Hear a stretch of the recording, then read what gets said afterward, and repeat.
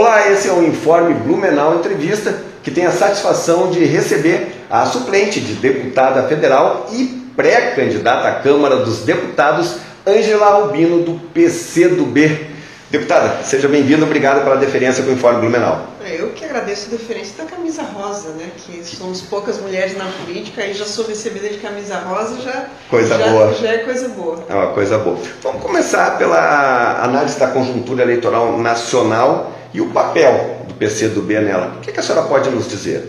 O Brasil vive uma eleição completamente atípica, né? Nós estamos já concluindo o mês de junho e a gente ainda não sabe quem são os candidatos à presidência da República definidos, né? O papel do Lula, que mexe completamente o tabuleiro indefinido, deixa todo o jogo indefinido.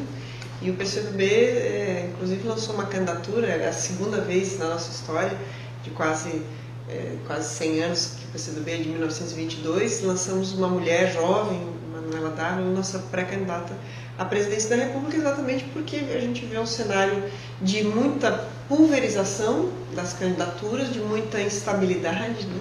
Mesmo a própria eleição está em xeque, né? O Brasil vive um momento de muita fragilidade da sua democracia e a gente espera que o processo eleitoral reconquiste as pessoas para a política.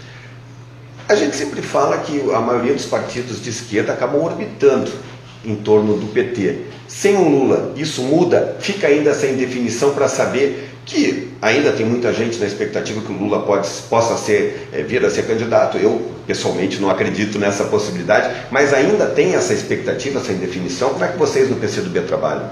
O PCdoB tem defendido com muita convicção que o direito ao voto é sagrado, né? E a principal figura de todas as pesquisas está presa no Brasil numa eleição, num processo judicial atípico. Para nós é muito perigoso para a democracia. Nós temos a nossa candidata, né, que é a Manuela, mas nós temos convicção que para o bem da democracia era preciso que Lula participasse do processo eleitoral e o povo decide, né? O voto, perder o direito de escolher para nós do PCdoB é muito grave, né?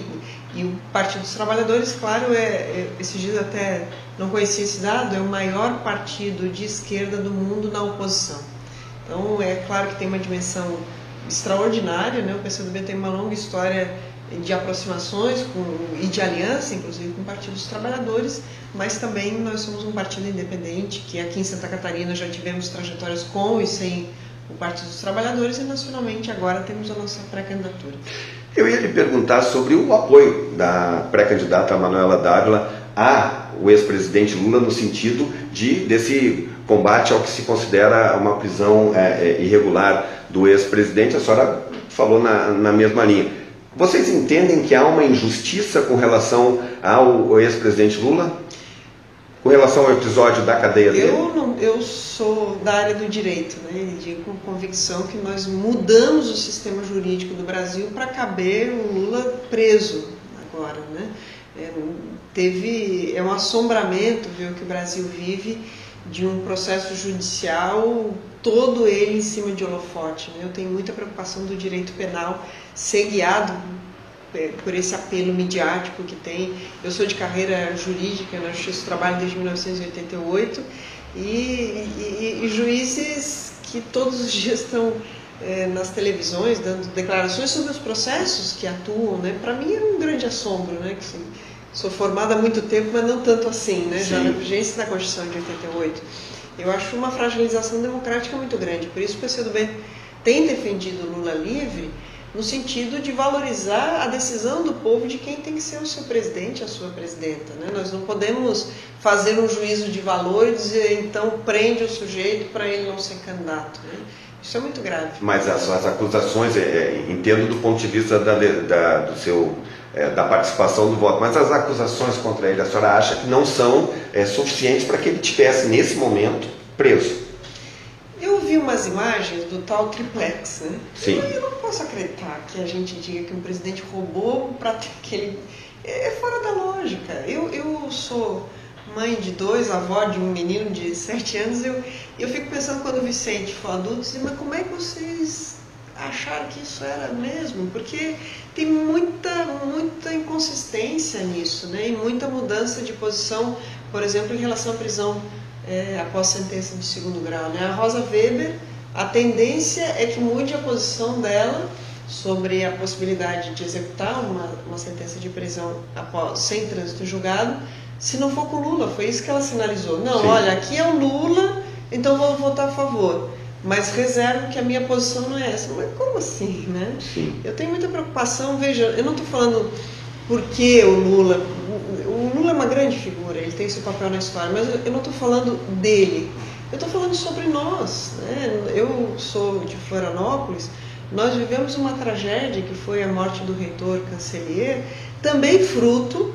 de uma ação espetaculosa, né, que não preservou minimamente as garantias. O Supremo agora mesmo disse que não pode fazer desse jeito, né?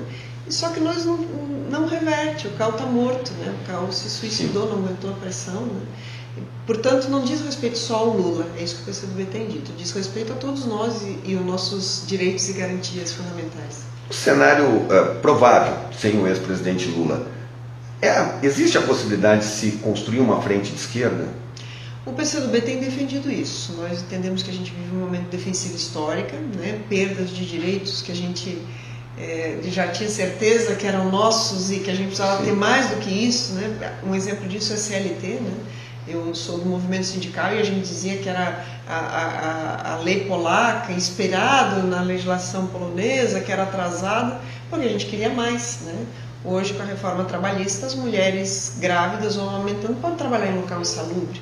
É um retrocesso gigantesco, particularmente para nós mulheres, né? Então, nós temos a convicção que é preciso formar uma frente que defenda um pensamento comum. Desafortunadamente, acho que o DNA da esquerda não colabora para isso. Pois é difícil de se unir, né? Qual é a sua expectativa? Qual é a possibilidade de união? Dizendo que os partidos estão aí com os nomes colocados, né? O PSOL, o próprio PT também, mesmo com a ausência do Lula, não abre mão de um papel de protagonismo. O PCdoB, o PDT, que está no campo da esquerda com o Ciro Gomes. Quem seria o líder dessa frente? Tudo é legítimo, né? O PCdoB olha o cenário e diz, olha, nós temos uma mulher jovem que sem estrutura nenhuma de campanha tem pontuado à frente desse, fora o primeiro bloco, ela lidera esse segundo bloco de candidaturas, né? O PT diz, não, mas nós temos um patrimônio gigantesco. O PSOL diz, não, a gente não se mistura. E o PDT diz, olha, a gente tem um candidato melhor posicionado nas pesquisas. Todas elas são legítimas, todas as argumentações são legítimas, mas é a argumentação que vai nos levar para a derrota, né? Nós temos a leitura no PCdoB que esse centro-direita também não se organizou, também com tudo que se movimentou no país, não tem uma liderança que surgiu disso e que é o grande nome, né? Eu tive agora no congresso da FECAM, a Federação Catarinense de Municípios, sim, vi 8 pré-candidatos, né? Todos eles muito já preparados, tudo, mas a gente vê uma desarticulação desse campo de centro-direita também, né? E não tem um único candidato empolgante, né? Olha, é dureza. Tem uma turma que é dureza, ouvir que não vai ganhar. As pessoas é verdade. Vamos pular para o cenário estadual. A senhora falou que o cenário nacional ainda é muito definido. O cenário estadual começou a ficar mais definido a questão de uma semana, principalmente com a decisão do governador Pinho Moreira de não se candidatar. Qual é a avaliação da conjuntura estadual? E aí, novamente, lhe pergunto o papel do PCdoB nesse cenário. Eu acho que ainda a gente está com um tabuleiro instável. Sim. Né? Mesmo aqui no estadual, é claro que a candidatura do PMDB já definida, né? Havia uma avaliação de alguns que Pinho Moreira tivesse ganho, já tem 2 eleições que ele ganha e também não é candidato, né? O Mauro Mariani parece ter outro perfil, né, de levar adiante. Eu vi uma vez que o PMDB, de 295 prefeituras, tem entre prefeito e vice-prefeito 186, então é uma máquina, de fazer campanha, né? Qualquer pessoa minimamente preparada já larga com muitíssima vantagem. O Mauro é um quadro da política catarinense, né? Mas sofre, embora ele tenha tentado se desvincular desse cenário nacional, o Mauro sofre o desgaste que o MDB nacionalmente sofre com o presidente mais impopular da história, Michel Temer, né? Certamente vai ter impacto na candidatura dele também. No campo do Partido dos Trabalhadores, parece bastante definida a candidatura já do Décio Lima, aqui da região, e fica ainda uma dúvida em relação ao Merizia, né, que deu uma grande demonstração de força, um evento gigantesco, em Chapecó, mais de 10 mil pessoas, 21 deputados estaduais, centenas de prefeitos, mas que... Não decola. E também não é fácil, aqui em Santa Catarina, alguém bater de frente com o Espírito Amin, Jorge Bonhausen e todos os grandes nomes da história, né, da política catarinense, né, do establishment político catarinense. Ele enfrenta isso com galhardia, né, mas aos últimos dias o Espírito Amin tem demonstrado que se assanha mesmo para a candidatura.